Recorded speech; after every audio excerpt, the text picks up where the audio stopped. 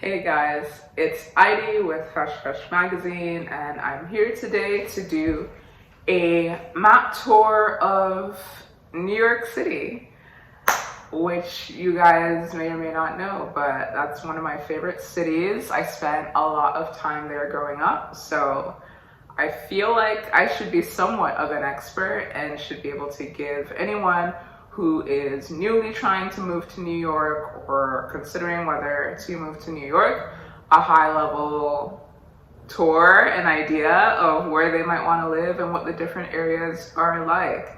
Granted, it's been a while since I've been in New York City, so I'm not going to get into too much detail since I don't know what it's like now, especially with the pandemic. But high-level structure, geography, and everything should still be the same. So let's get into it.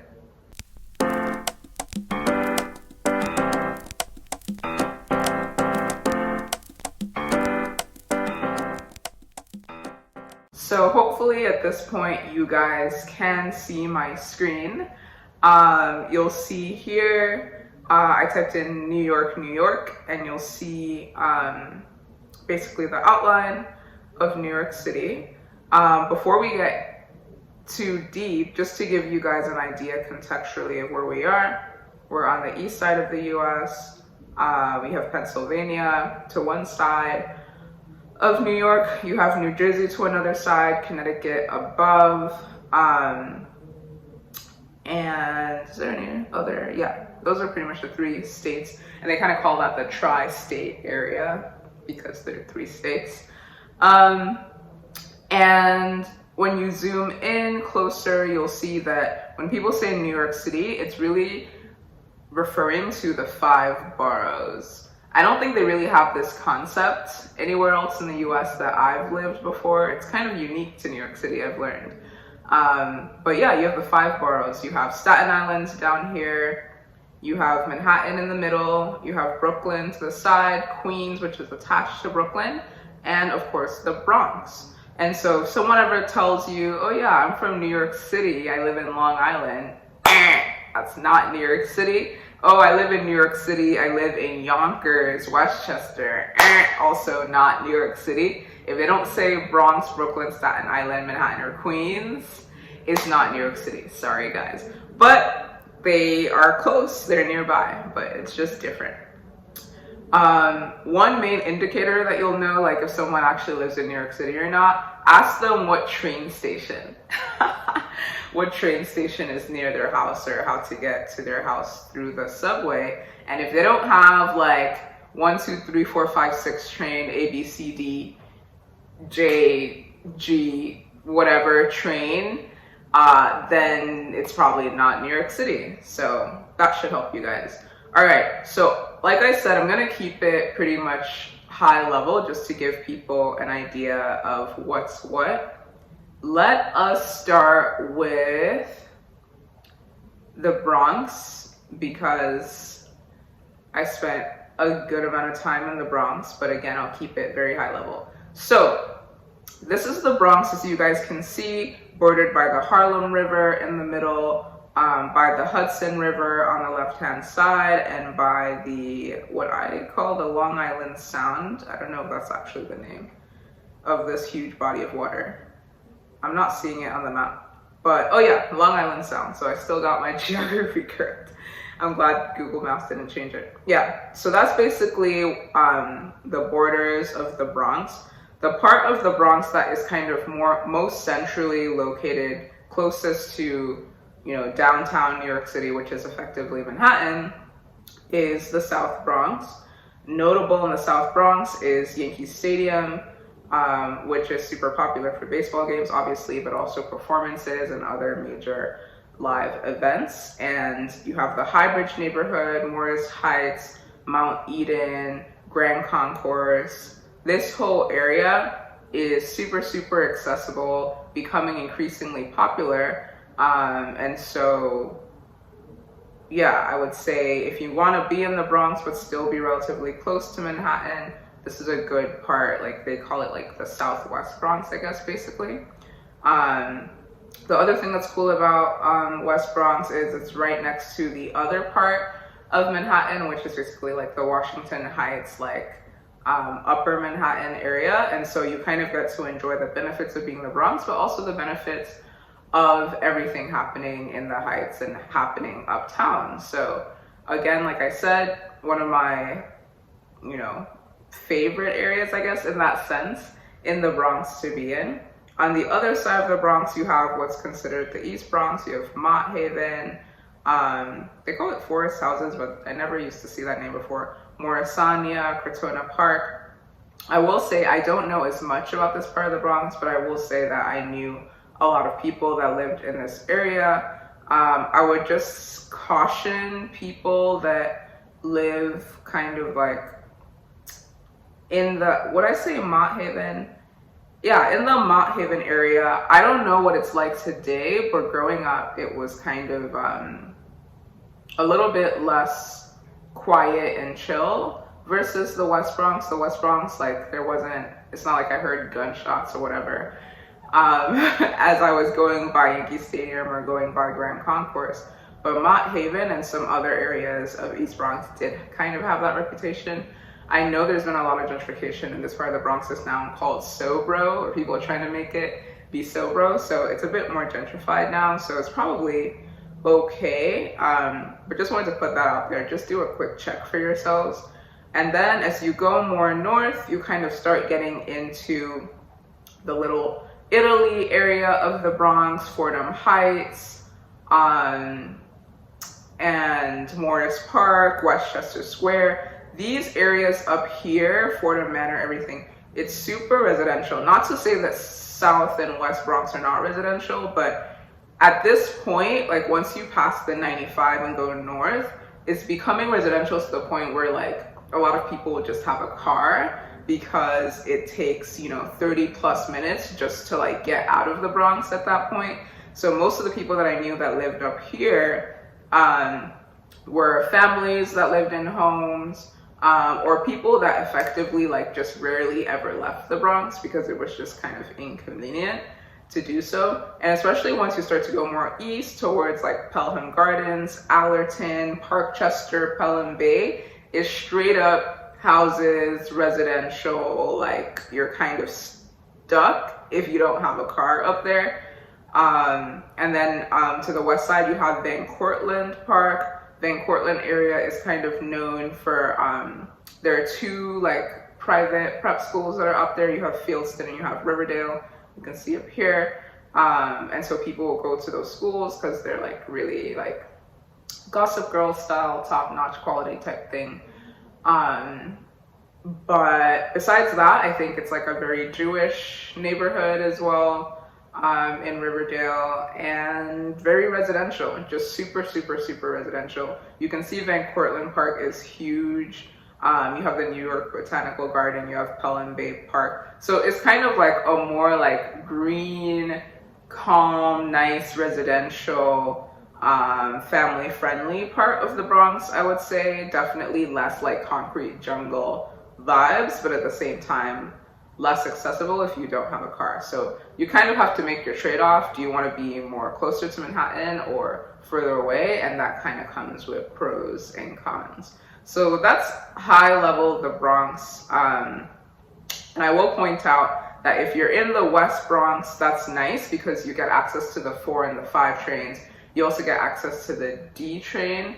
And all these trains are express, meaning that you can get in and out Bronx to even like 42nd Street, Grand Central, which is kind of like, I would say like core downtown area of Manhattan very, very quickly, like 30 minutes. Whereas if you live more closer to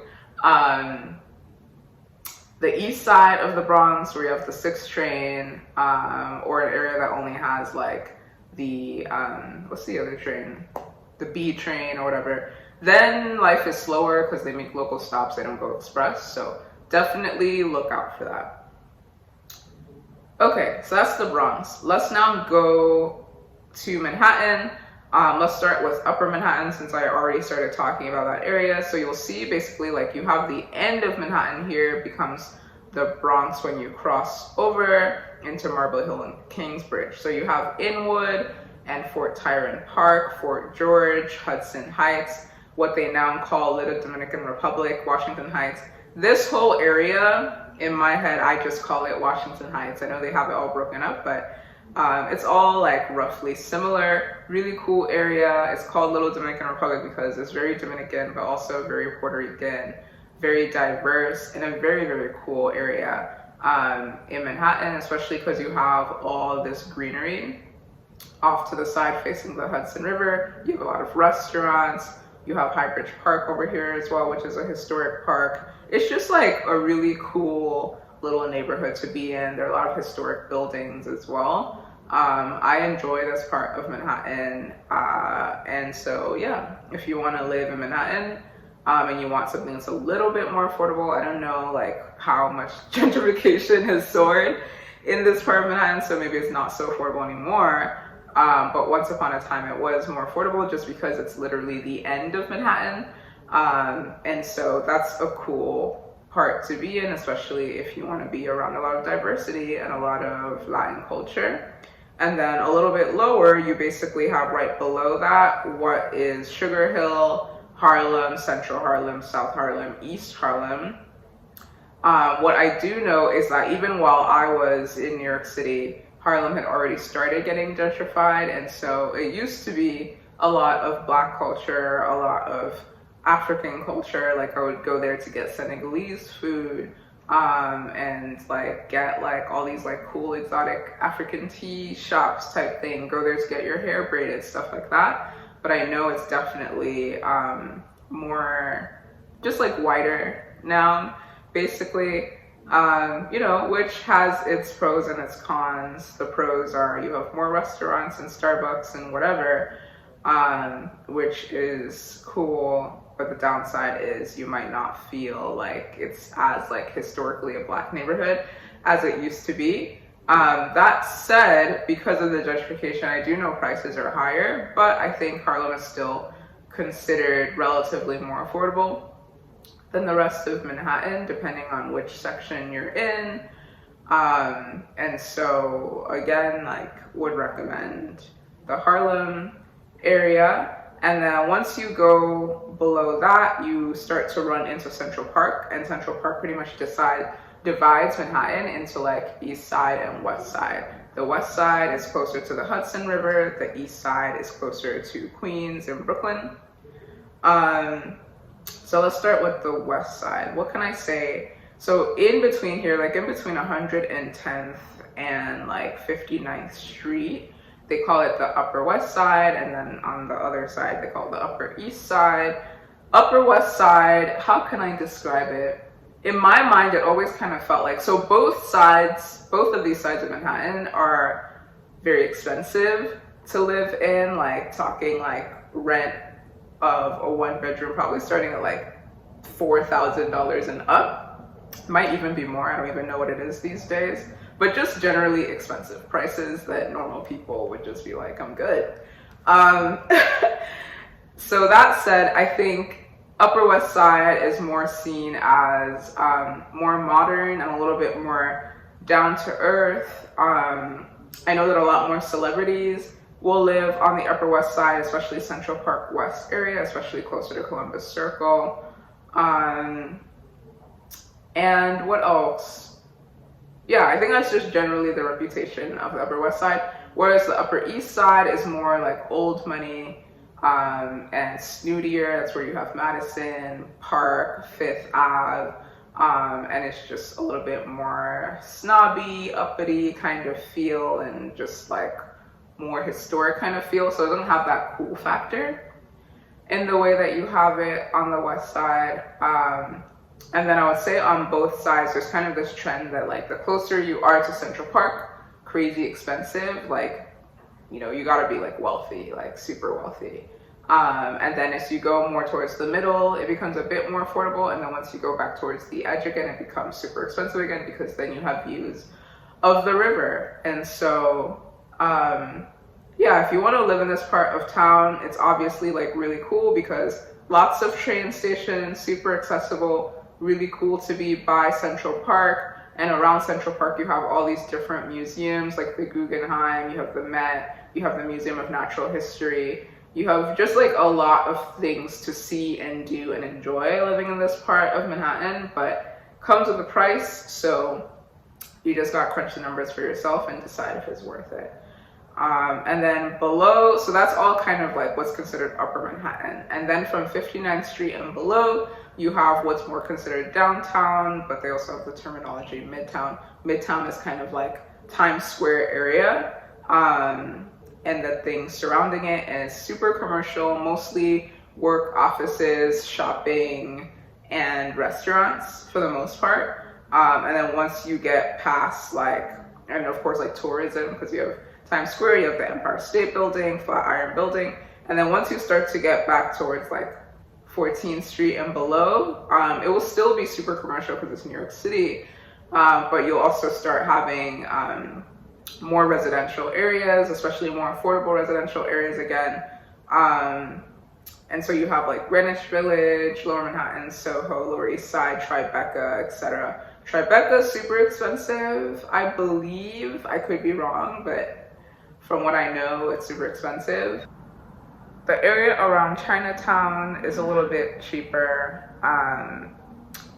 What else do I have to say about the Lower East Side? It's a really cool part of town to live in because you're close to so many parks, Washington Square Park, you're close to all the piers, like you'll see Pier 25 and other piers and the High Line and stuff like that. You have just like a lot of cool views and green areas and things to do. There'll be different markets and different events and things that you can do in all these areas, which is cool.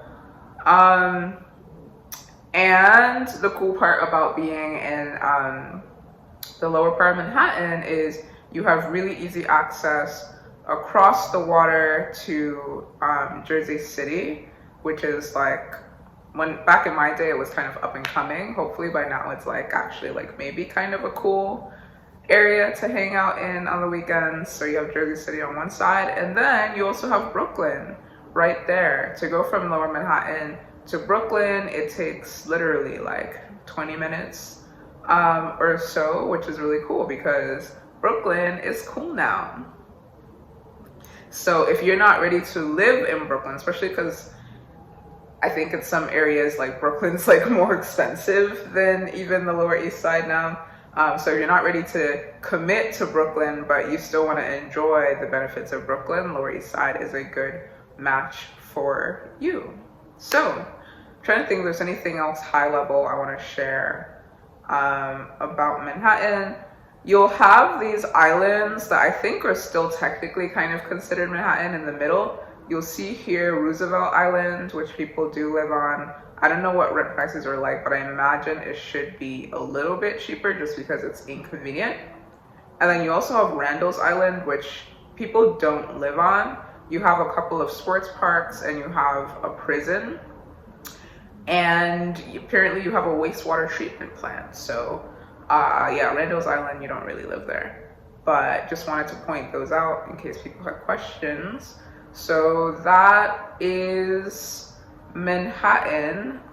If I were to go today to live in Manhattan, like I said, I would definitely do Upper Manhattan, Washington Heights area. I would definitely consider Harlem. I would definitely consider like any part of the Upper West Side if I can find any rent that's like below $4,000. And I would definitely consider like Tribeca, or any area around like Union Square if I can find any rent that, you know, fits my budget. I know a lot of young professionals live in this Midtown area in Kips Bay, and Nomad area, Murray Hill area, like this whole East Side. So that's another cool option as well. I think those are kind of like the main spots. Yeah. So let's now move on. Next to Manhattan, you have the combo of Brooklyn and Queens. So you'll see that Brooklyn and Queens are actually part of the whole like super long structure of Long Island, for lack of a better word. And so it's just kind of the beginning of Long Island, and then it just goes on and on and on and on forever. You can see that Long Island is actually kind of like as long as like the whole of Connecticut basically, and then you have Rhode Island.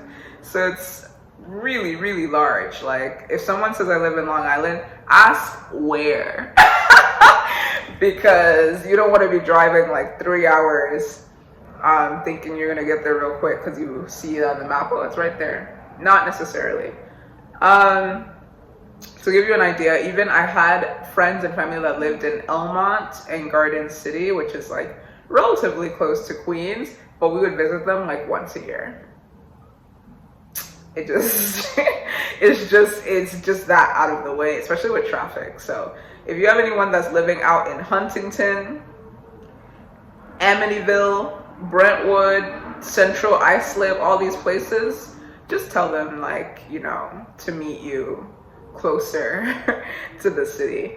Okay, so that said, let's start with Queens. What do I have to say about Queens? Honestly, I will admit I don't know that much about Queens. The areas that I do know are kind of the Whitestone area, College Point area, generally Flushing, Kew Gardens. It's all kind of the same, and like you'll see when you go. I know people that are from Queens and say it's not the same, there's diversity, whatever. Yes, but all of New York is diverse. All of New York has, you know, the green areas, the parks, the museums. So I'm just trying to think, like, is there anything distinct about Queens that I want to like give people a heads up on? No, not really. Like, it's super residential. I know a lot of people that live in Queens end up having a car. There are a lot of homes, row homes in Queens. There aren't as many apartment buildings. Not to say you won't find them, but it's not as many. The people that I've known, especially young people that live in Queens, have kind of lived in this like downtown Flushing, Linden Hill, Kew Gardens area. I don't know, let me not say I don't know exactly why. I know a little bit why, because they kind of have like little cool, like, I guess like town square areas with restaurants and gyms and all the things that you would want. And you can also see that they're all also close to all of this like green area, which is basically like Flushing Meadows, Corona Park, and whatever. And so I think that's why they kind of choose to live there. Trying to think.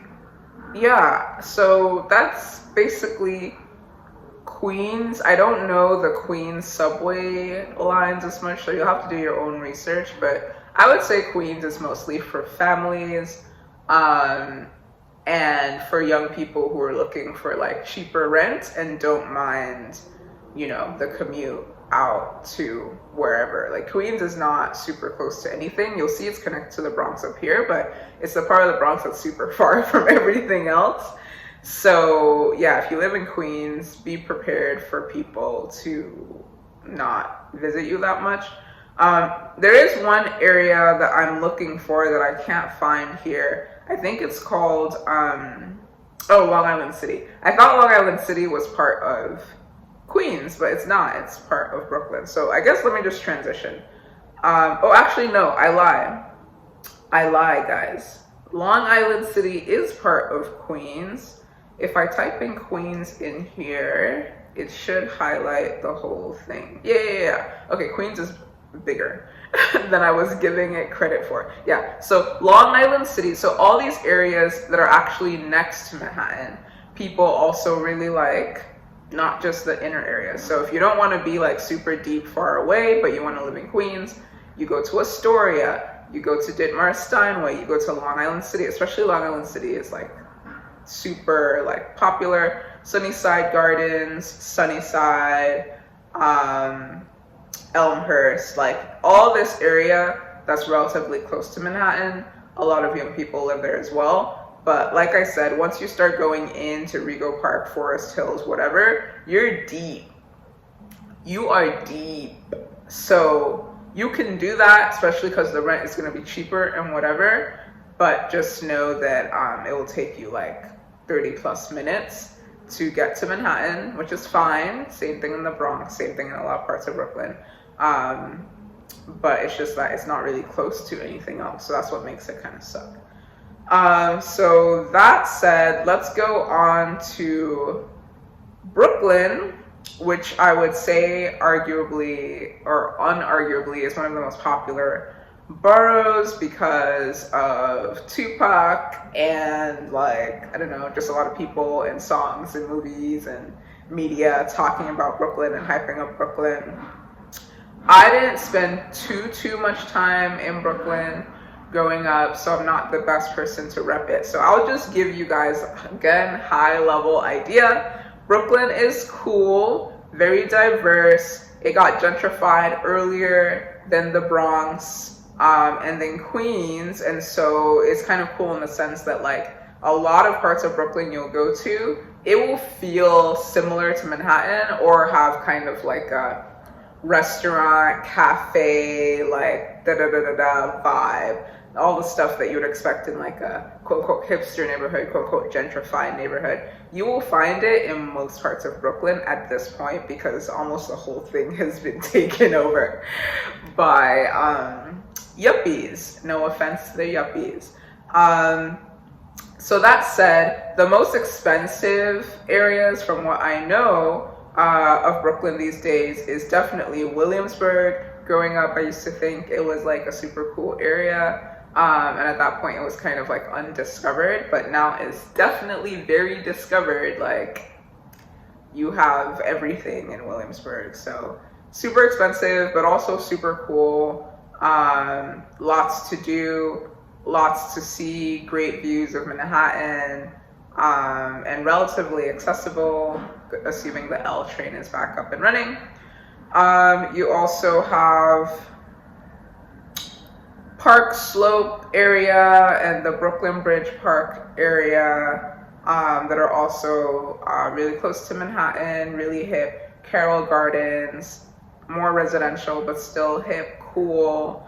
So basically just like this whole area, Greenpoint all the way over to Park Slope, I would say, is all like cool, yuppie, fun, all the, you know, things that you will want in your gentrified neighborhood experience are there. Lots of restaurants, lots of shopping, Whole Foods, everything is there. And then once you start to get a little bit closer to trying to find like, where's that, like, there's an area of Brooklyn that's kind of like a downtown vibe with tall buildings and everything. And I'm struggling to remember where that is. Oh, here it is. Downtown Brooklyn is literally like this Dumbo area, Brooklyn Heights, downtown Brooklyn. It will feel very Manhattan-y. There are lots of like luxury buildings, tall buildings, and it's a really cool vibe. Feels like you're in like, you know, the middle of like downtown Manhattan basically. And I think it's really cool. And then as you kind of work your way up, just like everywhere else, it becomes quickly more residential. So you'll have Prospect Heights, Crown Heights, Leffert Heights, Stuyvesant Heights, Bushwick. You know, once you start hearing these neighborhoods, know that you are deep in Brooklyn. And then you got Canarsie at the end, you got Coney Island as well at the end. Like all these areas, by the time you get out here, you're talking like at least 1 hour from downtown Manhattan. It looks like it's not that much further, but it really is. Like, it takes a second, it takes a while. Like I would say, yeah, like I said to you guys before, to get right across the bridge is at least 20 minutes. So by the time you're going all the way to Canarsie, you're pretty far out. And also I think back in the day, Canarsie and like Crown Heights, Prospect Heights were more, they had a reputation. Now I think it's pretty chill in terms of crime, and lots of people live all around these areas. And then you have some random areas like Mill Basin that have like a lot of rich people in mansions, and I think Sheepshead Bay potentially, I'm not sure.